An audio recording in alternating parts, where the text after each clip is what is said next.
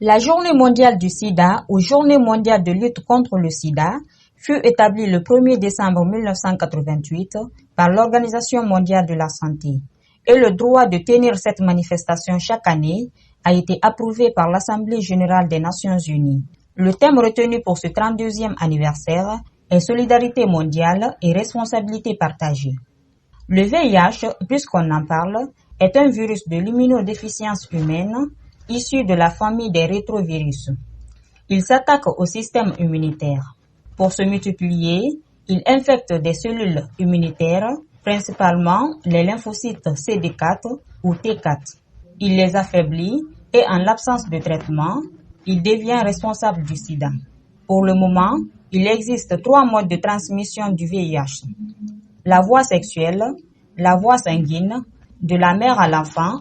Selon les statistiques de 2019 de l'ONU-SIDA, dans le monde, 38 millions de personnes sont séropositives et jusqu'à maintenant, environ 32,7 millions de personnes sont décédées de cette maladie.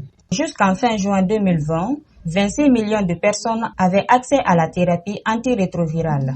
Cette structure, toujours dans son rapport de 2019, a signalé que la prévalence du VIH-Sida en Guinée est relativement faible. On compte environ 120 000 personnes séropositives, soit environ 1,7% des habitants du pays, et en 2018, on dénombrait 4 300 personnes mortes du sida en Guinée.